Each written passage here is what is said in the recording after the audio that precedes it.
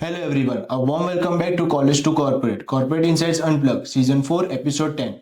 I am your host Shubham Soni from the Corporate Connect Club of IBS Mumbai. Today we are honored to welcome a leader who has not just witnessed but actively shaped India's evolution from traditional media to the creator-led digital economy, Mr. Ajay Kulkarni. Ajay is currently the business head at YKONE Barcode Entertainment, a global powerhouse in influencer marketing and technology. His career is a masterclass in versatility, spanning nearly 2 decades across legacy giants like Star India and Tata Teleservices. He also played a pivotal role in the digital revolution as the head of content and strategic partnerships for South Asia at TikTok. But what makes Ajay truly unique is his perspective beyond the boardroom. He is the author of the thought provoking book The World Is Not Enough, where he explores the intersection of ambition and fulfillment. He is also a passionate advocate for emotional well being through his initiative My Happiness Project, which focuses on building happier, purpose driven communities. This rare blend of hard hitting business expertise and a deep commitment to human well being is exactly what we need as we prepare for our own corporate journeys. Ajay sir, it is an absolute pleasure to have you with us today. Thank you, Shubham, and thank you, IBS Mumbai, for having me here. It's absolute pleasure. Look forward to this. So, looking at your 17-year journey, what was the most significant growth mindset challenge you faced jumping from traditional media to the tech world? Okay, so so I am a great follower of couple of people, right? One is Shah Rukh Khan, second is Ranveer Singh, and of course the leading martial arts champion Bruce Lee, right? Essentially, if Shah Rukh Khan once said, "Have you seen magic happen?" and I am the magic, right? In true sense, let me break magic, miracle, and manifest for you, right? Magic is about human capability. Miracle is about God's intervention. Manifest is a combination of both. And my journey from traditional to digital has been a sum of magic, miracle, and manifestation. Right. The interesting part there is in print, where I was born, which is the Times of India, we learnt how do we control audiences in the morning, because everybody read newspapers in the morning. So we said we controlled audiences, right? In television, while I was working in Star Plus, we controlled what audience watched at 9 p.m., which is the prime time, right? But digital is totally opposite. There we felt, and the biggest challenge for me is how do we let go of control? Because in TikTok, I understood that you don't own the audience, you participate, and in fact, audience owns you. So the biggest shift, and therefore the challenge also for me, one is adaptability. Second, speaking and reporting to a person who's younger to me by 10 years, because it's a challenge. Having come from marquee companies like Times Group, Tata's, and Star, you always have that high-headedness, right? But like someone said, you have to go to New York and get your stardom kicked. Likewise, when I landed in the digital era, I realized that I have to start from day zero. So how fast you adopted, how fast you learned, and how far you are agile. That's what is the shift that helped me navigate this from traditional to digital. It truly makes sense, sir. Thank you for your insight, sir. Sure. Reflecting on your book, The World Is Not Enough, what is the most one important takeaway from the book? See, essentially, guys, this book is about my personal journey and what I have learned over last 20 years in the business, right? And one of the interesting things I keep on telling people, even when I meet clients or my friends, so look at what Google and Yahoo were doing 10 years ago. Essentially, they were doing the same thing, right? But one fine day, Google said, I'm going to shut everything, focus only on one thing, which is what? Search. And it's vertically domination, right? Likewise, why do we go to Domino's? Pizzas, vertical domination, one product, domination. L'Oreal, beauty, and now they're layered with tech. So beauty and tech, right? So one takeaway that all of us should remember, it's always the law of focus that helps you. Mostly Indian companies, they do everything, right? Some people are making saris also, they're running schools also, they're learning software companies, they're running banks, but we are world leaders in none, right? Just look at Apple. Just look at Amazon, look at Flipkart, look at Nvidia. They're global leaders. Likewise, the examples that I gave you, be it Domino's, be it Starbucks, be it Pizza Hut, be it L'Oreal, right? The one takeaway, therefore, is be very, very focused. Focus and persistence will take you to your destination. And that's the takeaway. So that's a really great perspective from the book, right? So social commerce is taking over. Why do you believe it has officially replaced traditional channels as the main engine for brand growth? See, it is not replaced, it is getting replaced, right? पहले जब brand building हो रहा था, essentially, it was about logo, it was about celebrities, it was about brand narratives, right? Today, it's about people to people conversation. I will buy from people who are like me, who talk like me, who live like me. And social commerce essentially is about stories about you and me. Therefore, trust becomes a very, very critical factor. Earlier, trust we found in 30 seconds. Today, we are finding it in your screens next to you and your neighbor who's next to you, right? And hence, trust shifts there. And largely, it's about belief, right? It's not about who shouts the loudest. It's about who narrates a story that resonates with you. And hence, this was anyways going. Just to also add, essentially, a guy who's sitting in Bandra, seeing a billboard versus a creator in Indore who's narrating a story much better in 30 seconds will have far more higher relevance and a buying shift. And hence, it is bound to happen and it is already happening. Right? And that's where the journey is. Right? If I may ask you one question, that what are the number of hours you're spending watching on your cell, on your mobile? Around per day 6 hours. Per day 6 hours? Per day 6 hours. So you do nothing barring just scrolling. Handling a business, social media. So you see there, and how much time you're spending watching television? So television is like around 1 hour. So that's the answer. The attention is shifting from large screen to mobile screen, and therefore your conversations, your consumption is happening on mobile screens. Hence, the commerce will also be happening on social screens. That said a lot of clarity, sir.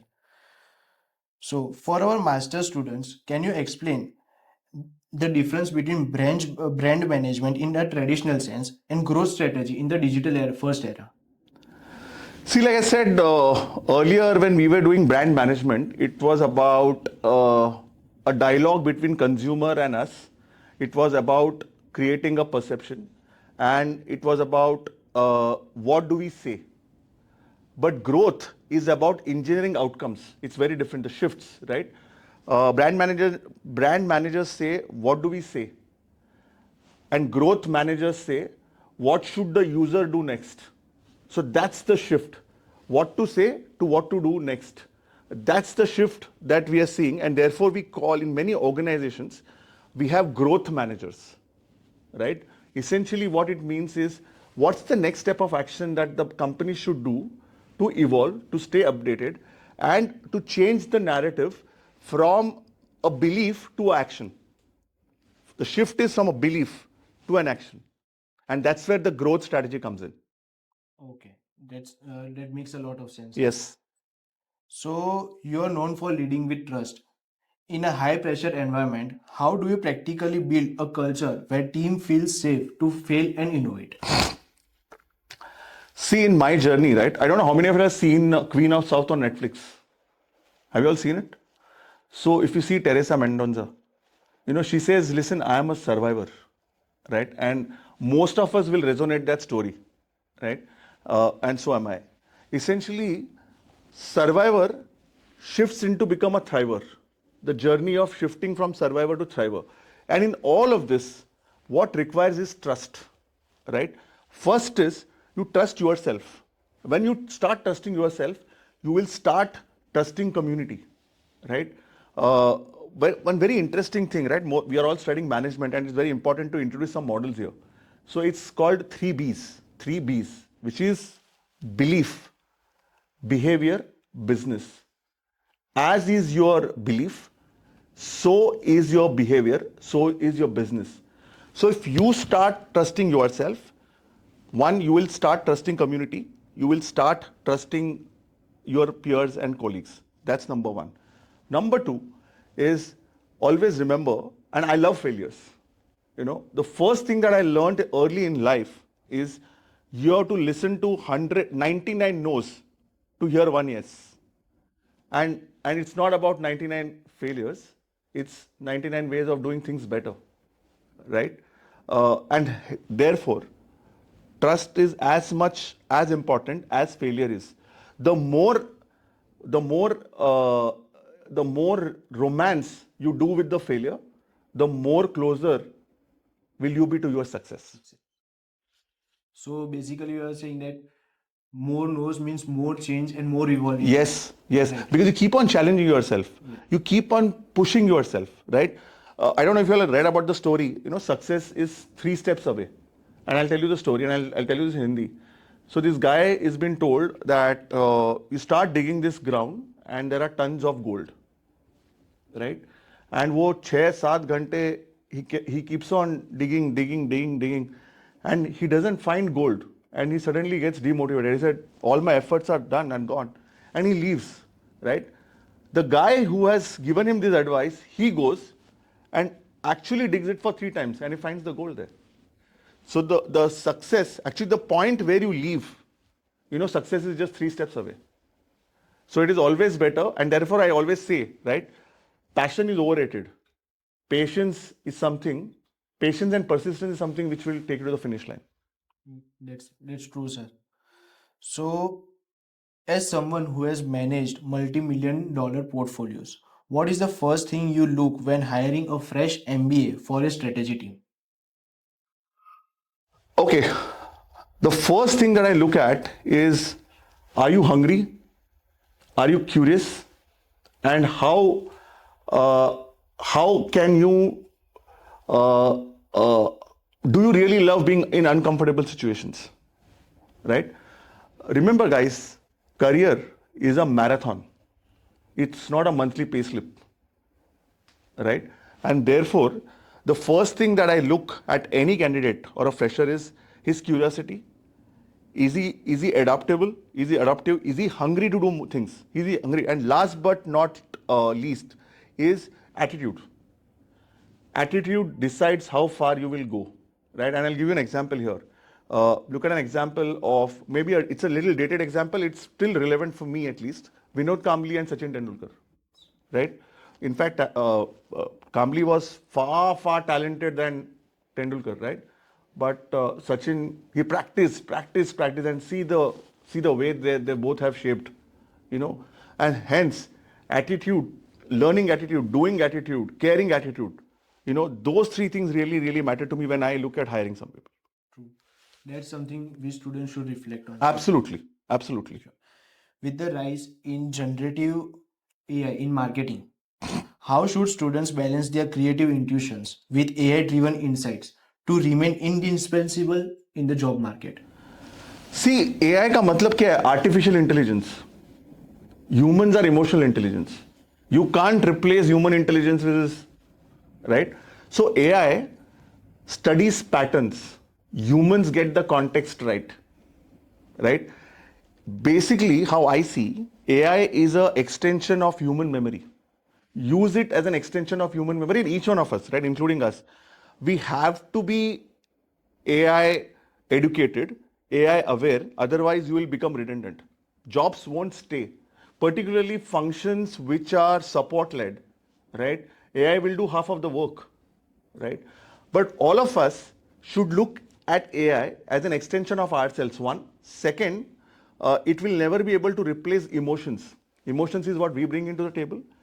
Third, AI understands patterns, humans understand context. That's most important. And last is, take AI as calculator here. You will still need a calculator, right? So it's a marriage of artificial plus emotional intelligence that we all should carry forward, right? Yeah. So, sir, it's time for a quick segment we call the executive call. Sure. I am going to give you few scenarios. and we want your immediate expert take on how to handle them. Right. Right? So the first scenario is a startup has 50 lakh marketing budget. They are torn between putting it all into one celebrity mega influencer for massive reach or spreading it across 100 micro influencers for higher engagement. If you're a CMO, where are you putting all that money for the best ROI? See, guys, I work in a creator economy, and my monies will be on the creator economy, right? And tell you reason why.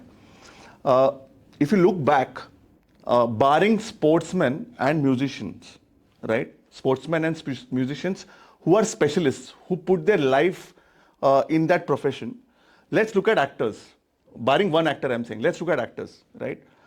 They will keep on changing basis the roles, right? Say Amitabh Bachchan sells Boroplus, he also sells Dettol, he also sells Parker across, right? But of course, he's Amitabh Bachchan, he's legend, he can carry everything, right? Anybody, right? They keep on changing their personas basis the roles. But creators spend their life into honing that content, being real, being authentic, be trustworthy, right? David Ogilvy said, people don't buy products, consumers buy stories. And who tells stories better? Creator. He is next door. And therefore, my monies will be towards creators. But I will divide that. 80% of the monies will go to the creators. 20% I'll have one face just so that he gets us a reach. While people will buy, consumers buy stories, he will add the glamour. So it's glamour plus stories. Okay. So your money will be on the creator part, Oh, right? 100%. 100%. So our next scenario is a student has two offers. One is a stable, high paying role at a legacy media house. The other is a lower paying role with ESOPs at a hyper growth tech startup. You have navigated both the worlds. Yes. How do you weigh the long term value of a legacy brand versus the startup equity? See, it all depends on how hungry are you, right? Harshad Mehta ने क्या बोला? Risk है तो इश्क है, right? And I believe in the same philosophy, right? So guys, see, if you are working in an organization which is legacy, right? There is going to be process, there is going to be a structure, there is going to be a cushioning, right? And you know there is fallback, right? But when you join a startup, it's chaos. It's chaos. It's being owner. It's being accountable for everything that you do. It's about building from the scratch, right? And the reason I shifted from a legacy company to a startup is I wanted to actually feel young.